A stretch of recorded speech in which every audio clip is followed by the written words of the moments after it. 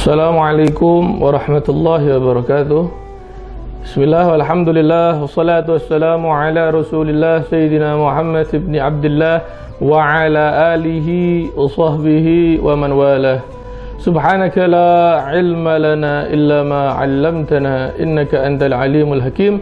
Rabbi shrah li sadri wa yassir li amri wa hlul 'uqdatam min lisani yafqahu qawli. Amin. Amma ba'd.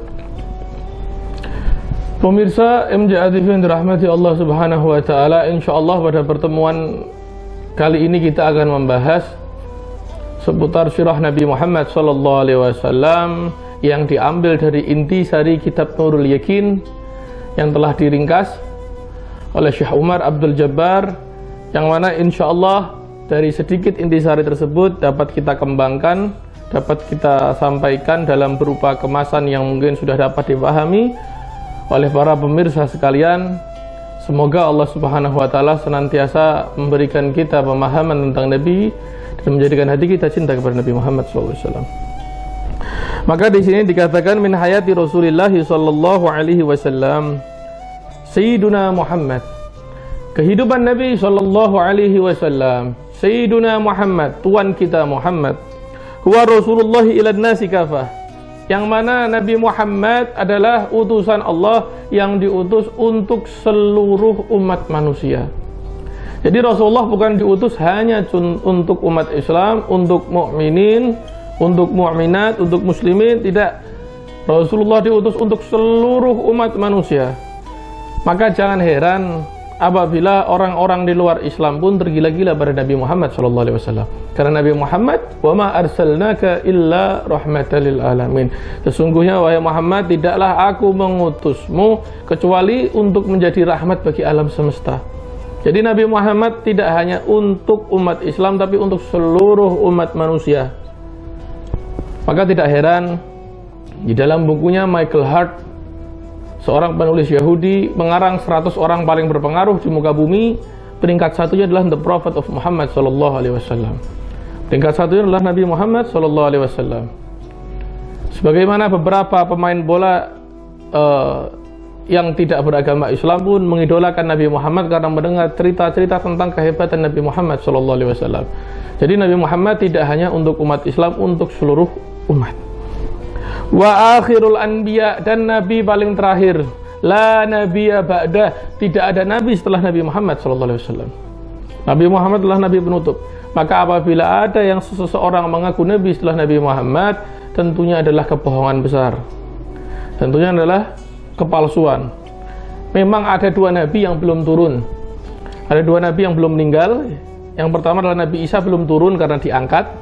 Lalu ada Nabi Khadir alaihissalam yang mana ia akan wafat nanti di akhir zaman. Hal tersebut tidak menjadikan mereka nabi terakhir, karena nabi terakhir tetap Nabi Muhammad SAW.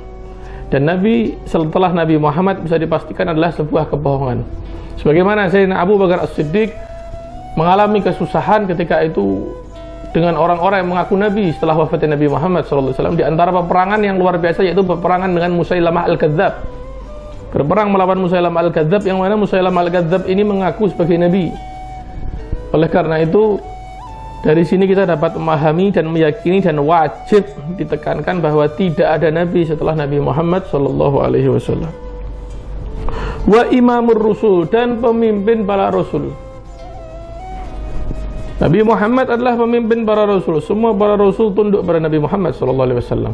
Terbukti ketika Rasulullah sallallahu alaihi wasallam melaksanakan perjalanan Isra, yang mana Rasulullah ketika sampai di Masjidil Aqsa, maka terdapat 124.000 nabi yang hendak menjadi makmum Nabi, yang dipimpin oleh Nabi Muhammad salat berjamaah. Itu sudah menjadi isyarah bahwa Nabi Muhammad adalah pemimpin para rasul, yang mana kelak kita semua juga akan dipimpin oleh beliau di yaumil qiyamah insyaallah. Jadi dari sini dapat kita simpulkan bahwa Nabi Muhammad adalah selain nabi penutup, beliau adalah pemimpin para rasul. Ja'a bidinil Islam. Rasulullah SAW datang dengan membawa agama Islam, bukan agama selain Islam. Maka agama Innad dina indallahil Islam. Sesungguhnya agama yang berada di sisi Allah hanya satu, yaitu agama Islam. Alladzi la yaqbalullahu yaumal qiyamah dinan ghairahu. Yang mana tidak akan diterima di hari kiamat nanti agama selain agama Islam. Jadi kalau ada istilah yang mengatakan semua agama itu sama menuju Allah, jalannya berbeda, itu salah besar, itu fatal. Tidak ada agama yang diterima selain agama Islam di sisi Allah Subhanahu wa ta'ala. Agama yang diridhai Allah adalah agama Islam. Kalau dahulu orang-orang Nasrani mengaku mengikuti Isa, maka setelah diperbaharui oleh Nabi Muhammad SAW, agama yang harus mereka ikuti adalah agama Islam. Jadi agama yang paling diridhai Allah cuma satu, agama Islam. Selain agama Islam tidak diridhai oleh Allah Subhanahu wa ta'ala. Maka dari sini kita dapat menyimpulkan bahwa jangan kita menggunakan alasan-alasan yang mengatakan bahwa kan yang penting menyembah Allah Ta'ala. Tidak bisa. Kalau mau menyembah Allah harus memeluk agama Islam. Miftahul jannah la ilaha illallah. Kuncinya masuk surga adalah la ilaha illallah. Kalau kau nggak mengucapkan kalimat tasyahud, tidak mengucapkan kalimat tersebut, lalu tiba-tiba masuk surga, itu adalah hal yang mustahil dan tidak mungkin terjadi kepada kita semua. Maka bagaimana seseorang hendak lulus dari sekolahnya sedangkan dia nggak pernah mendaftar di sekolah tersebut? Dia nggak mendaftar, ikut ujian, lalu dikatakan lulus? Tidak mungkin. Maka dia harus mendaftar dulu, ikut ujian, baru dapat dikatakan lulus atau tidak setelah menempuh hasil yang baik. Jadi seperti itu. Wahwa min nasli sadati Quraisyin, dan beliau sallallahu alaihi wasallam nasabnya bersambung berasal dari sadah Quraisy, para pemimpin Quraisy. Jadi nasab Nabi Muhammad ini nasabnya para pemimpin Quraisy. Yang mana orang-orang pemimpin Quraisy ini yaitu adalah orang yang mengurus bangunan Ka'bah di kota Makkah. Jadi dari turun temurun memang orang-orang Quraisy ini yang mengurus bangunan Ka'bah di kota Makkah. Asyrafi qabilatin fi Makkahil Mukarramah. Qabilah yang paling mulia di kota Makkah. Sebelum nur Nabi Muhammad sallallahu alaihi wasallam hendak dipersiapkan, hendak diturunkan ke manusia, maka ketika itu Allah Ta'ala menyuruh Jibrilul Amin untuk mengatakan, wahai Jibril, hendaknya engkau berkeliling di seluruh alam semesta ini, cari tempat paling mulia di dunia ini. Dikatakan oleh Jibril, ya Rabb, saya telah keliling, maka tempat yang paling mulia adalah bumi. Dari bumi carilah makhluk yang paling mulia.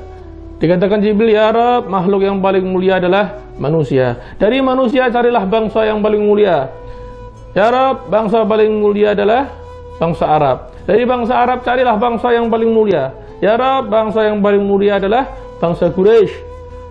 Dari situ dicarilah, dititipkan nurnya sallallahu alaihi wasallam hingga melewati nasab-nasab tersebut sampai kepada Abdullah bin Abdul Muthalib. Jadi kalau ada yang mengatakan Rasulullah ini diutus di kota Arab adalah kota paling jahiliyah, kota yang paling kotor, salah kaprah. Bangsa Arab memang sempat mengalami fase jahiliyah, akan tetapi di zaman tersebut banyak bangsa yang jauh lebih rusak. Seperti mana? Bangsa Persia jauh lebih rusak, bangsa Romawi lebih rusak. Kalau orang-orang Arab dikatakan di zaman dahulu mereka mengubur anak-anak perempuan mereka karena ditakutkan akan menjadi seorang pelacur atau menjadi seorang budak, maka orang-orang Romawi, bahkan orang-orang Yunani ataupun orang-orang Persia, mereka menjual anak-anak mereka untuk menjadi budak, dan bahkan mereka mengawini atau menyetubui putri-putri mereka sendiri. Jadi bangsa tersebut lebih hancur, lebih rusak dibandingkan dengan bangsa Arab. Sedangkan bangsa Arab masih punya harga diri. Dan kenapa Nabi Muhammad SAW diturunkan di bangsa Arab? Nabi Muhammad diturunkan di bangsa Arab karena orang Arab ketika itu paling punya pendirian. Maka betapa susahnya Nabi Muhammad SAW berdakwah di Bani Quraisy ini karena menghadapi orang-orang satu kabilahnya sendiri, yaitu orang-orang Quraisy yang mana mereka setelah memegang satu keyakinan, mereka berpegang teguh meskipun mereka mengetahui bahwa Islam adalah ajaran yang benar, tapi mereka tetap berpegang teguh. Seandainya Islam dipegang oleh orang-orang Quraisy ini, insya Allah Islam akan bertahan, akidahnya nggak akan berubah. Karena dahulu ketika orang-orang pengikut Isa alaihissalam berusaha menyebarkan agamanya, mereka menyebarkan agama hingga Romawi, sampai pada satu perintah yang mengatakan diharamkan makan babi, maka orang-orang pun menolaknya, sehingga mereka pun mengatakan, oh yang diharamkan adalah babi hutan, bukan babi biasa, supaya agamanya dapat diterima. Maka agamanya berubah seiring berjalannya waktu sesuai dengan kebutuhan pemerintah, kebutuhan pemilik kebutuhan sultan di zamannya. Sedangkan agama Islam tidak ada hal-hal tersebut. Agama yang tidak dapat dinego. Nah, kata. Jadi makanya Islam diturunkan di tanah Arab karena hendaknya orang Arab yang menyebarkan agama Islam dapat memegang dengan baik. Maka terbukti di zaman sekarang Islam muncul dari Arab, dari orang-orang Arab yang menyebarkan agama Islam tersebut ke seluruh penjuru dunia. Kata.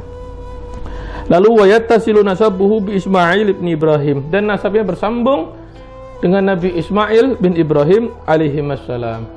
Jadi nasab Nabi Muhammad SAW ini nyambung dari Muhammad bin Abdullah bin Abdul Muttalib bin Hashim bin Abdi Manaf bin Qusay bin Kilab bin Murrah bin Ka'ab bin Lu'ay bin Ghalib bin Fihir bin Malik bin Nadhar bin Kinanah bin Khuzaimah bin Mudrikah bin Ilyas bin Mudhar bin Nizar bin Ma'ad bin Adnan bin Ismail bin Ibrahim. Kita nasabnya bersambung sampai Nabi Ibrahim alaihi wassalam. Oleh karena itu pada bab ini insyaallah cukup sekian yang saya sampaikan dan akan disambung pada bab-bab yang berikutnya. Sallallahu alaihi wasallam Muhammadin wa ala alihi wasallam. Walhamdulillahirabbil alamin.